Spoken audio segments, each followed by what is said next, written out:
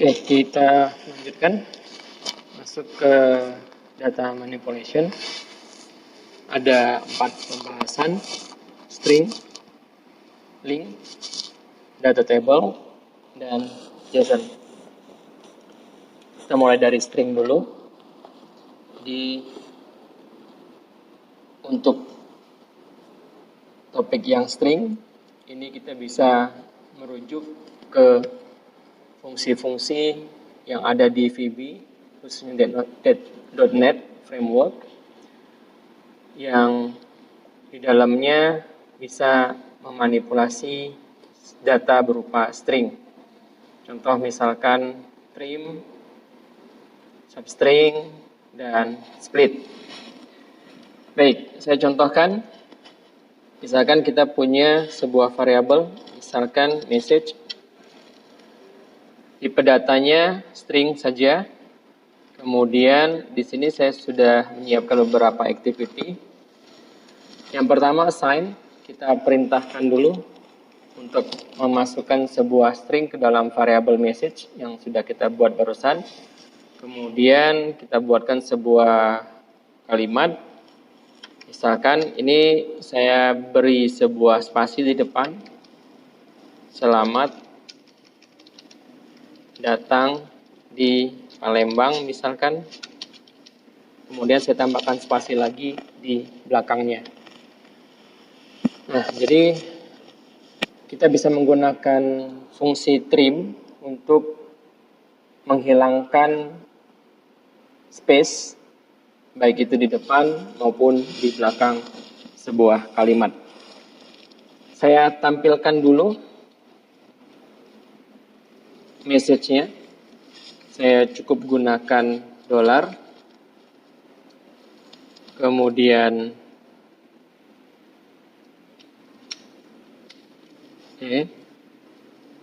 ini message aslinya ya, seperti itu. Atau message saja deh, message. Kemudian di dalamnya saya buat variabel message. Oke. Jadi ini akan menampilkan message aslinya, tidak perlu kita running. Kemudian di proses berikutnya, di activity berikutnya kita tambahkan, kita manipulasi si message-nya tadi. Karena saya mau menghilangkan spasi di depan dan di belakangnya, maka saya coba gunakan fungsi trim. Ya. Jadi seperti yang saya sampaikan tadi, bisa merujuk ke websitenya Microsoft. Ini websitenya Microsoft, kemudian ke API browsernya. Dalam hal ini .NET, tinggal nanti menyesuaikan saja framework berapa. Kemudian kita tadi bermain di string, maka kita ke kelas string. Contoh misalkan trim. Nah, ini bisa dibaca, remove all leading and trailing white space character from the current string. Jadi kita gunakan fungsi trim tersebut. Saya balik lagi, maka di sini saya buat message.trim sesuai dengan dokumentasi tadi, T-nya besar, huruf besar. Oke, maka secara otomatis saat ini message berubah atau menjadi hilang white space depan dan belakangnya. Saya coba tampilkan.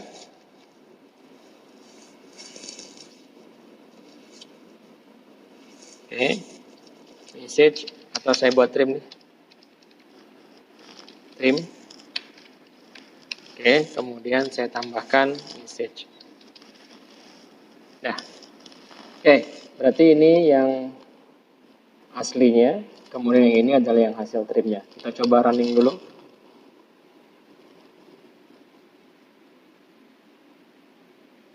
Oke, ini kita lihat, ini yang versi message-nya. Dapat dilihat di situ ada sedikit spasi, tetap ada spasi. Kemudian kalau yang versi trimnya itu sudah tidak ada spasi di depan maupun di belakangnya. Jadi kalau kalian, teman-teman lihat di sebelum selamatnya itu tidak ada spasi, kemudian setelah Palembang juga tidak ada spasi. Baik, itu contoh data manipulasi menggunakan trip. Kita coba variasi yang berbeda. Kita coba gunakan kali ini invoke method. Oke, kita coba gunakan fungsi yang lainnya.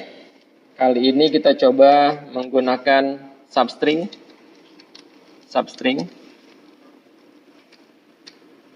Kurung. Oke, ini substring. Di dalamnya atau berbeda dengan trim tadi, kalau trim tadi tidak memerlukan parameter, kalau substring dia butuh dua parameter. Parameter pertama itu untuk indeks keberapa mau diambil, mulai dari indeks berapa, kemudian seberapa banyak position dan length-nya. Oke, kita gunakan substring. Baik lagi di metodenya, di metode targetnya, tentu saja kita menggunakan substring tadi, substring sesuaikan dengan ejaannya, S-nya kecil, substring. Kemudian target objeknya tentu saja ke variable message. Nah, karena tadi dia meminta dua parameter. Parameter pertama adalah length-nya, parameter pertama adalah position-nya, parameter kedua adalah si length-nya.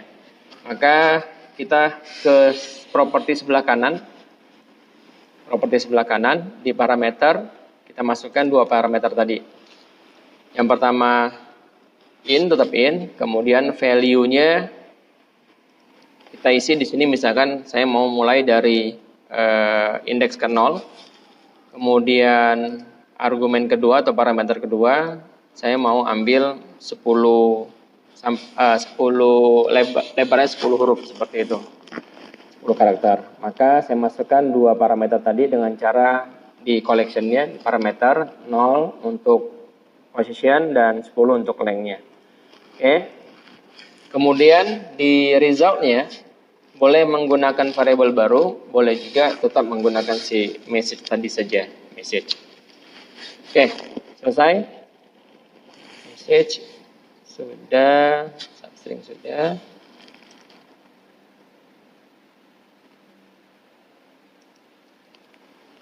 Sebentar. Oke, ini harusnya integer karena dua-duanya berupa angka. Oke, selesai. Kita coba lihat message-nya dengan cara write line lagi saja. Oke. Kemudian saya buatkan di sini lagi. Ini substring. Titik 2 dalam kurung. Saya masukkan variable message tadi. Oke, kita coba lihat hasilnya.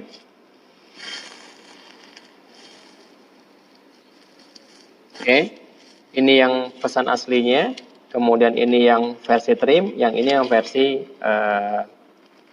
substring. Maka didapatlah selamat DA, karena kita ambil cuma 10 karakter. Itu invoke method. Saya contohkan sekali lagi.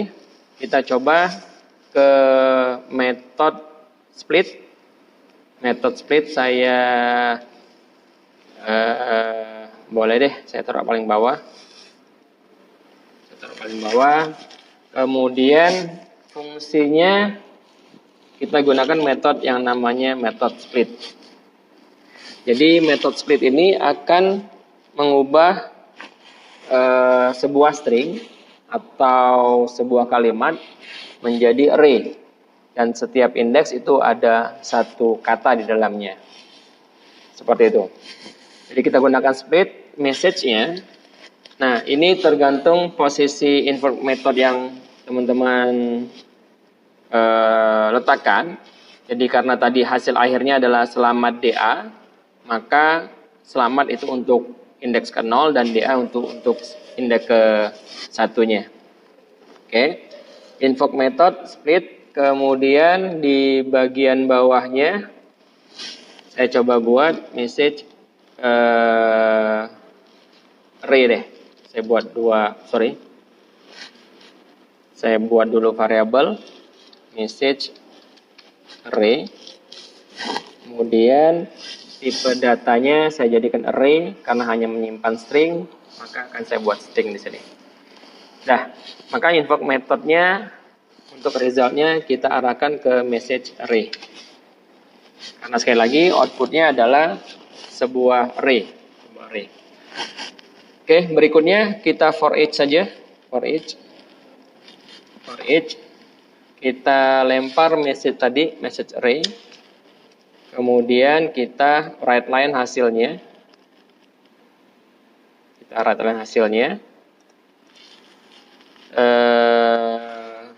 Kita ambil dari current text ini saja, current text. Nah, oke, kita coba running.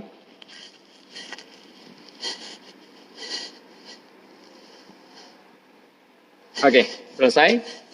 Ini hasil trim, substring, dan ini hasil splitnya. Karena terakhir adalah selamat DA, maka yang dipotong adalah selamat satu kata atau DA, dan DA satu kata. Nah, itu yang untuk yang string. Kita masuk ke link. Oke, jadi fungsi link ini sama juga untuk memanipulasi data, tetapi lebih kepada penggunaan fungsi layaknya kita query ya. Query seperti itu bisa where, bisa order, dan lain sebagainya. Jadi dia sudah punya fungsi yang bisa mempercepat proses dari pencarian data ataupun pengolahan datanya.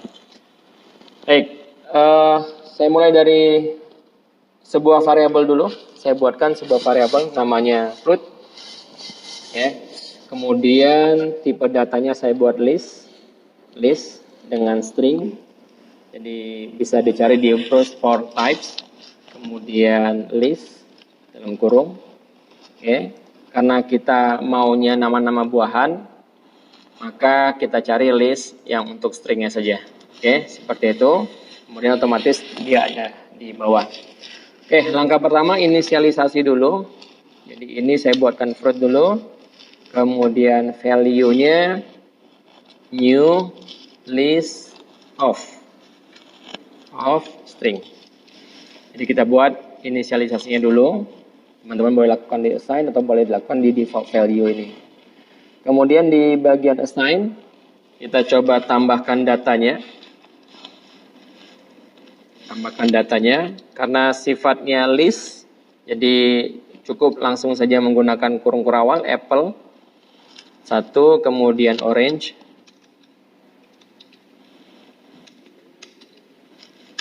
Oke, kemudian yang terakhir saya buat pisang atau banana. Kemudian kita convert ke to list dulu. To list. Oke. Jadi sekarang kita sudah punya variabel fruit. Kemudian di dalamnya ada apple, orange, sama banana. Kemudian di convert jadi to list. Oke. Kita coba menggunakan order dulu. Jadi kita urutkan. Ini kita pasang fruit. Saya coba rename dulu order. Oke. Kemudian di bagian fungsinya kita coba script fruit dot. Nah, ini yang disebut dengan linknya. Jadi kita bisa menggunakan fungsi-fungsi yang ada, contohnya order by descending dan lain sebagainya. Kali ini kita gunakan order by descending dulu, order by descending. Jadi dia nanti akan mengurutkan dari yang terkecil ke yang terbesar atau sebaliknya. Kemudian di sini saya buat function x titik to list. Nah, jadi dia akan mengurutkan, kemudian dikonvert jadi list, kemudian ditampilkan. Oke, itu sign-nya. Kemudian kita coba fruit, kemudian kita coba tampilkan satu persatu hasil dari descending-nya tadi. F6.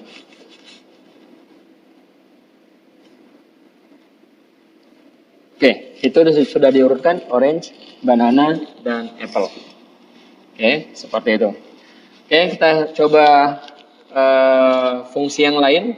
Saya pisahkan saja. Saya buatkan di sini assign di bawah lagi, biar tidak mengganggu.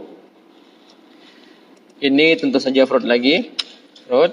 Kemudian di bagian bawahnya kita gunakan fungsi yang berbeda. Oke, fruit dot saya gunakan fungsi where. Jadi kita akan coba cari dengan kriteria tertentu. Function dalam kurung x dot. Saya gunakan fungsi contains, artinya ambil atau cari yang mengandung huruf E misalkan. Dari list tersebut cari yang mengandung huruf E. Kemudian saya ganti, saya convert ke tulis. Udah, segitu saja, save. Kemudian kita coba running lagi, saya copy saja yang atas biar ada perbedaannya. Oke, jadi kita coba running.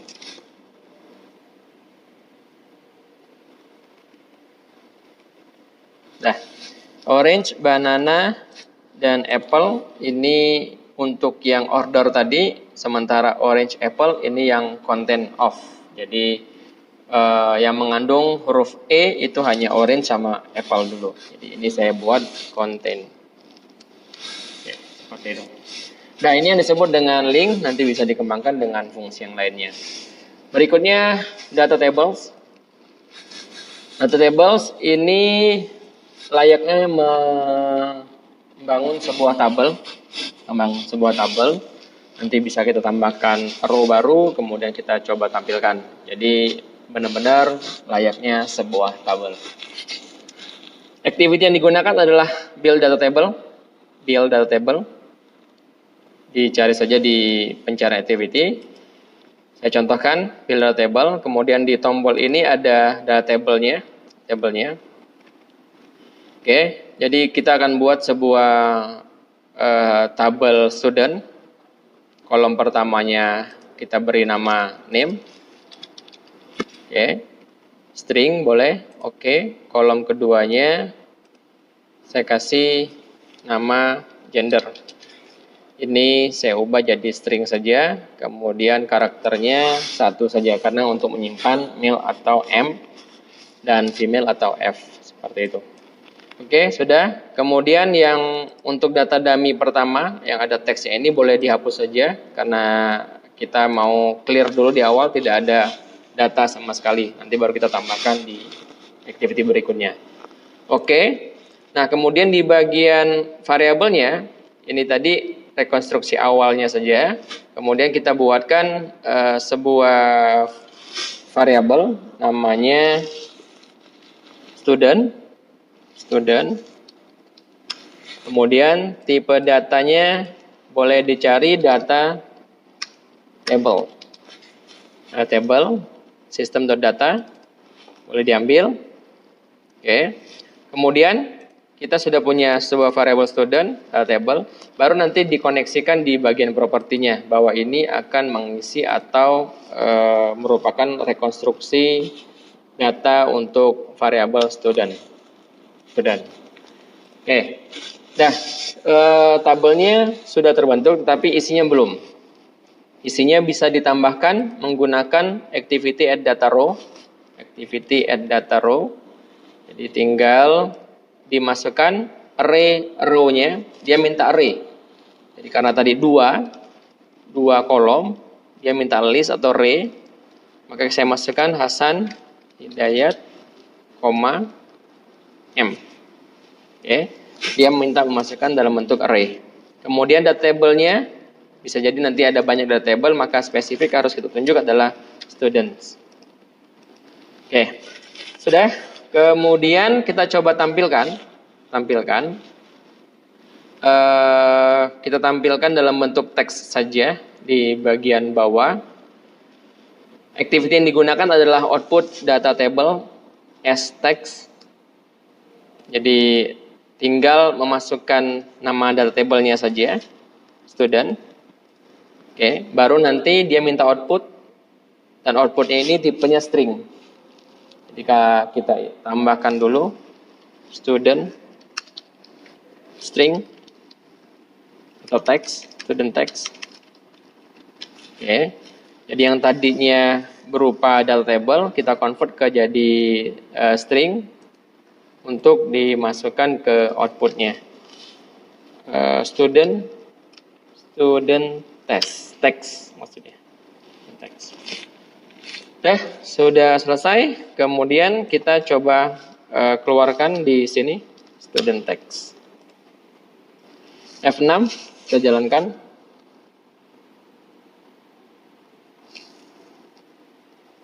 Oke, itu name, gender, Hasan Hidayat, M, male, seperti itu. Jadi kalau mau ada data lagi, silahkan tambahkan add data row yang baru, masukkan rerow data variable yang baru, kemudian koneksikan ke studentnya.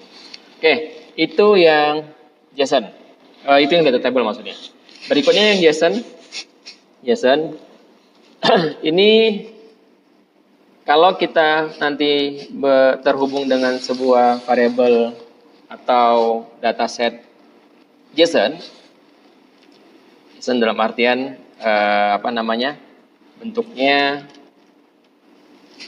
kalau bentuk aslinya seperti ini, sama kayak dictionary name, kemudian John. Nah, ini bentuk JSON pada umumnya. Oke, tinggal ditambahin key berikutnya, age dan lain sebagainya, tinggal diatur saja.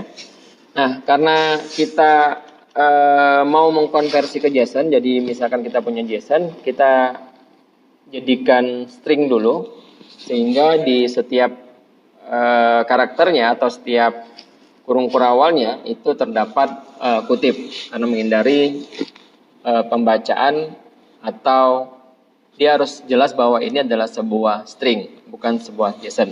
Seperti itu. Oke, jadi ini saya aplikasikan dulu. Nah,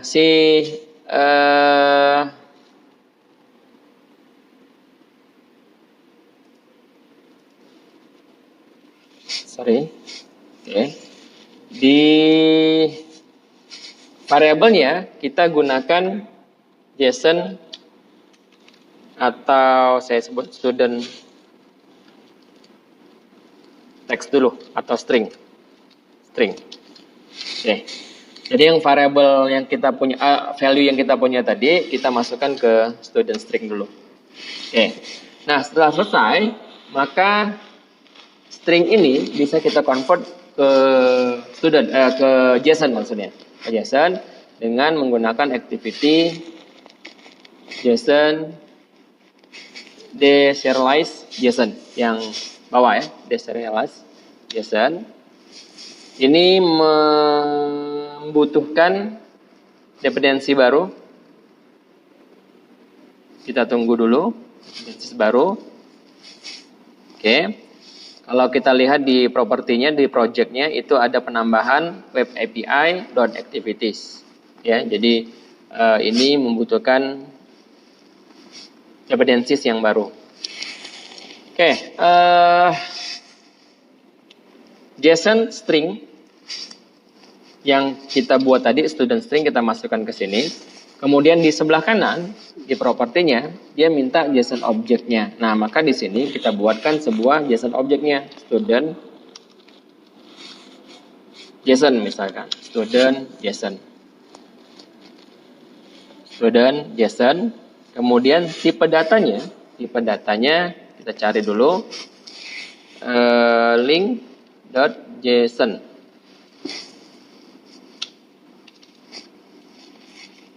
Oke, ambil yang JObject. Nah ini JObject. Oke, student JSON-nya data tipenya adalah JObject. Kemudian di bagian outputnya masukkanlah student JSON tadi. Oke. Nah, kalau sudah, Kita coba tampilkan, tetapi menggunakan pendekatan JSON, menggunakan write line, maka cukup menggunakan student JSON dalam kurung. Tadi ada beberapa key, ada name, ada car, dan lain sebagainya. Kita gunakan name, misalkan seperti itu. Kemudian karena ini write line, dia harus ditulis dengan string, maka kita ubah jadi toString dulu. Udah selesai, kita coba running.